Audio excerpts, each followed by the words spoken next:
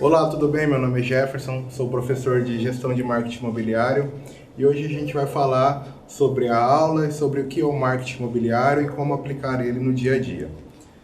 Tá? Não existe um consenso de quando é que foi que o marketing começou.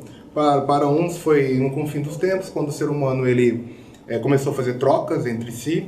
Para outros foi no começo da Revolução Industrial, na Europa, logo após a Segunda Guerra Mundial.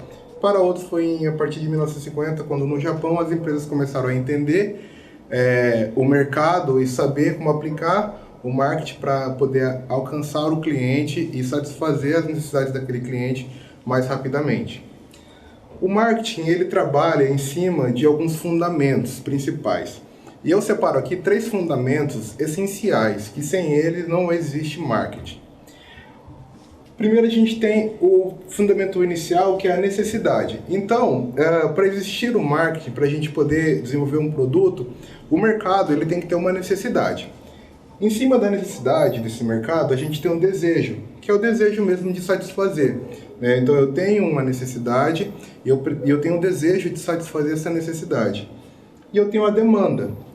A partir do momento que eu tenho uma necessidade, que eu tenho um desejo, e eu tenho uma demanda, que é o consumo desse produto, então eu tenho os 3 fundamentos básicos para que eu consiga fazer um trabalho de marketing, para que eu consiga entender o cliente e chegar até ele.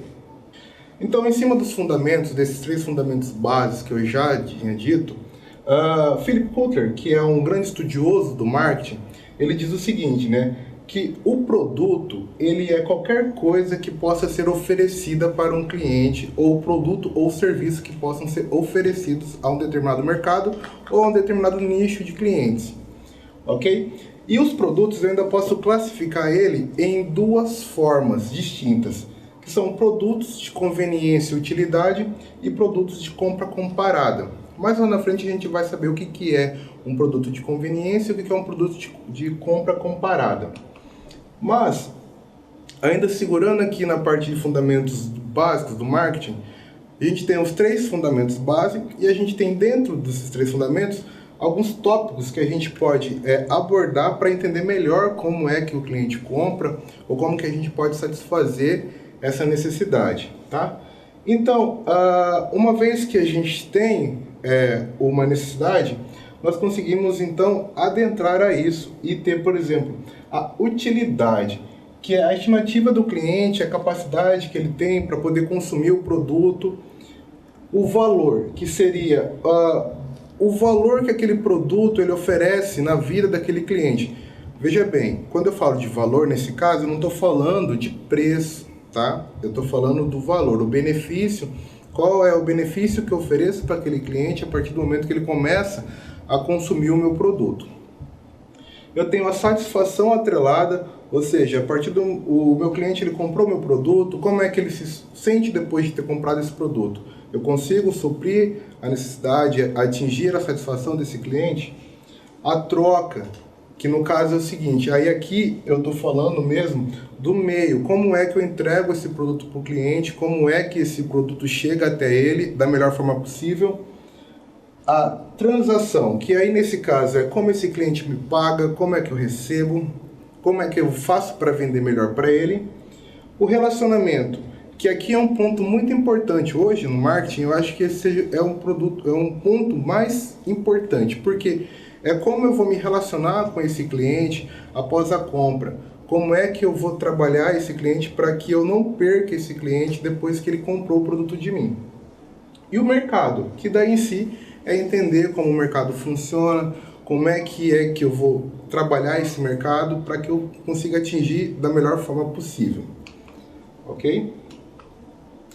Então, partindo-se desse ponto, ainda pegando aqui um pouco do Philip Kotler, já temos os fundamentos base do que é o marketing e a gente precisa agora fundamentar. Então, o conceito de marketing, o Philip Kotler diz o seguinte: marketing é o conjunto de atividades humanas que tem por objetivo a facilidade e a realização das trocas. Nada mais é do que você entender o mercado, entender o seu cliente, né, e saber a melhor forma de você chegar até esse cliente e você também poder satisfazer as necessidades dele da melhor forma possível, tá? Dá para sintetizar que o marketing é a forma de entender o mercado, né? Entender esse mercado que eu estou inserido e qual que é o caminho mais curto que eu posso tomar para atender esse mercado, para atender esse cliente que está ali para mim poder trabalhar, tá? Diante disso, existe o que a gente chama de... eu trabalho com produto, eu trabalho com serviço, então no mercado a gente tem essa distinção, tá?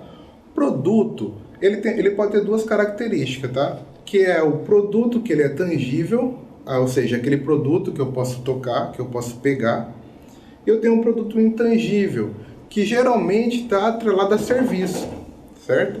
Então, quando eu falo de produto, então eu posso pensar em cor, embalagem, cheiros. E quando eu falo de serviço, é algo que eu não posso tocar, que eu não posso pegar, mas que de alguma forma vai me atender, ok? Então, diante disso, Philip Kotler diz o seguinte, ó, como eu vou poder então saber se eu trabalho com produto ou se eu trabalho com serviço? Serviço é todo e qualquer ato que depende de um ser humano para poder fazer e que eu não tenho a propriedade daquilo. Então é algo que eu ofereço e que eu não tenho propriedade, mas que me atende de alguma forma. Então vamos bem, eu tenho um produto, certo? E esse produto, eu sempre digo, uma máquina de lavar, por exemplo, um produto tangível, é aquele produto que você vai tocar, que você vai pegar, que você vai ver, e isso te ajuda na decisão da compra. O serviço, eu posso dizer aqui, por exemplo, o Netflix, por exemplo, uma TV a cabo. Ele é um serviço que é vendido como produto, mas que quando você adquire, você não está tocando em nada, você só está adquirindo aquele pacote que vai te atender, que vai suprir essa necessidade, mas não é exatamente algo que você toque, ok? Então, como fazer isso no mercado imobiliário? Eu estou inserido no mercado imobiliário, eu vendo uma casa. Eu estou vendendo um produto, eu estou vendendo um serviço. Quando se trata do mercado imobiliário, a gente está trabalhando com os dois. Então eu tenho um produto com serviço embutido. Por exemplo, quando você está cuidando de um imóvel, que você está vendendo o imóvel, você está operando com um produto. Só que quando você faz uma intermediação, que você vai fazer um trabalho de cartório, então você já está fazendo serviço. Então o imóvel ele é tratado dessa forma, para vocês entenderem muito bem como é que no mercado imobiliário a gente trata isso, ok? Então quando o comprador e o vendedor estão operando nessa transação, é bom se então entender que está recebendo um produto e um serviço ao mesmo tempo. Tudo bem?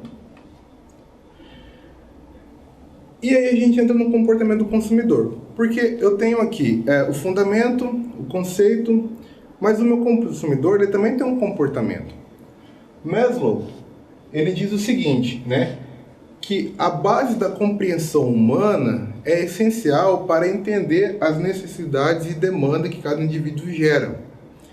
Então, quando eu começo a estudar o ser humano mais profundamente e eu começo a entender como é que o ser humano funciona, eu consigo saber como eu vou trabalhar para atingir o meu objetivo, ok? E ele separa de duas formas. O ser humano, ele primeiramente, ele tenta suprir as suas necessidades fisiológicas para depois, então, adquirir a segurança, que no caso ele sempre prioriza. Eu tenho uma necessidade básica e eu vou suprir essa necessidade básica primeiro. Depois que eu tiver suprido essa necessidade básica, eu vou trabalhar o meu segundo estágio, que daí é adquirir segurança e tudo mais. Sabendo-se disso, que o ser humano ele trabalha primeiro uma necessidade fisiológica, aonde é que o imóvel se encaixa? Tá? Fisiológica é tudo aquilo que você precisa para poder sobreviver. Então, ele primeiro vai respirar, comer, beber, dormir Isso são necessidades fisiológicas. Aqui eu tenho uma pirâmide que representa muito bem como é que é esse pensamento. Então eu tenho as fisiológicas na base da minha pirâmide, eu tenho a segurança, que daí eu vou colocar emprego, saúde, propriedades, enfim, para eu ter então depois ir para a ala social do ser humano. Então, veja bem, é um ciclo que ele vem de baixo para cima. Sociais, que são famílias, amizades. A estima, aí eu estou falando do indivíduo, autoestima, o respeito dos outros. E eu tenho, por último aqui, no topo da pirâmide, a autorrealização, que é o crescimento, a independência, os desafios que ele tem para seguir. Mas sem ele estar aqui suprido na base, né, fisiologicamente falando, nada do que está por cima vai sentir efeito, não vai ter, ele não vai conseguir compreender, ele não vai conseguir fazer nada sem que ele esteja fisiologicamente suprido. E diante disso, a gente consegue separar ainda as necessidades entre necessidades utilitárias e necessidades hedônicas. As necessidades utilitárias são relacionadas às funções básicas e benefícios materiais, né? São relacionados às escolhas racionais. Então, é como o ser humano vai tomar a decisão baseada numa razão. E as hedônicas são as decisões, né, do comportamento do consumidor quando ele vai tomar na base da emoção.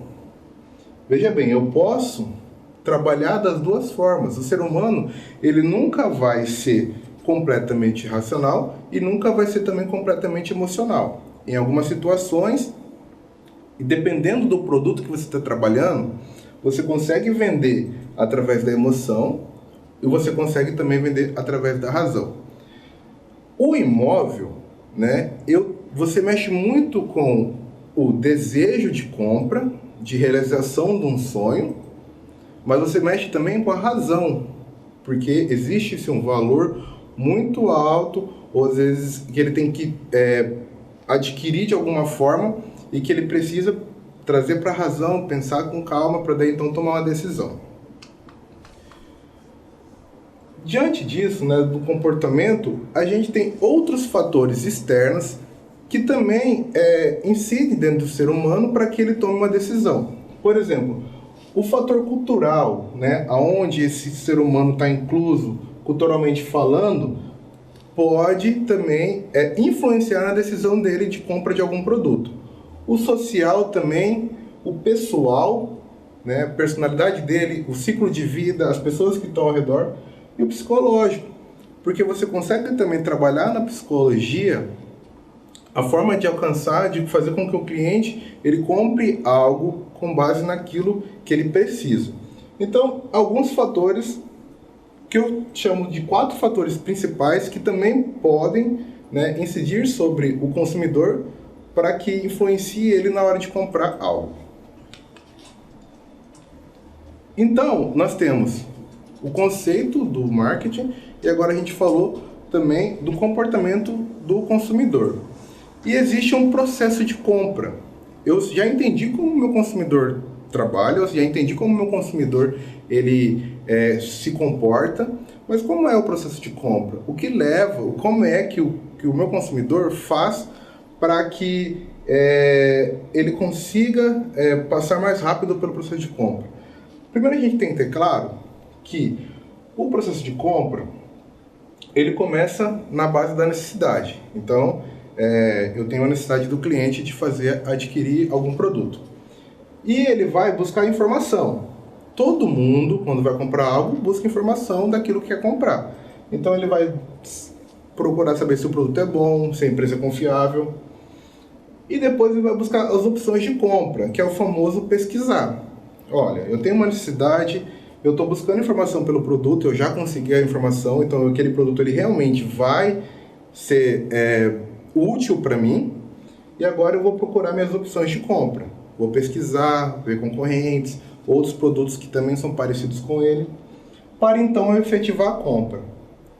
Uma vez que eu decidi comprar, é aqui que eu fico, efetivação da compra. Uma vez que eu já comprei, eu passo para a avaliação da compra. Porque você vai fazer a reflexão, o consumidor ele faz a reflexão se aquela compra ela foi satisfatória. Então ele vai refletir, ele vai avaliar. Foi uma compra muito bem feita, eu estou muito bem, estou satisfeito com o que eu fiz, ou às vezes não. Tá? Então é importante o corretor de imóvel entender como funciona o processo de compra, até para ele ajudar o cliente no processo que ele se encontra a passar e ir para o próximo estágio.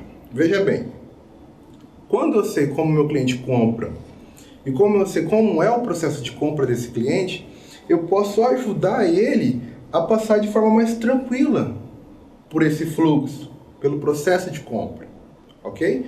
Então assim, eu sei que meu cliente está aqui buscando informação, então eu vou munir esse cliente das mais variáveis informações possíveis para que ele possa ir mais rapidamente para a busca de opções.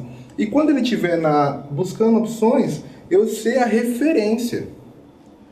A gente está falando de marketing, mas se você pensar bem, dá para pegar um pouco para o lado do atendimento.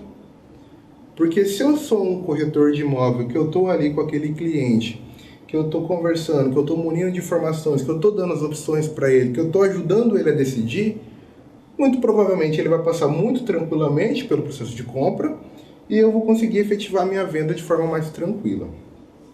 Tudo bem?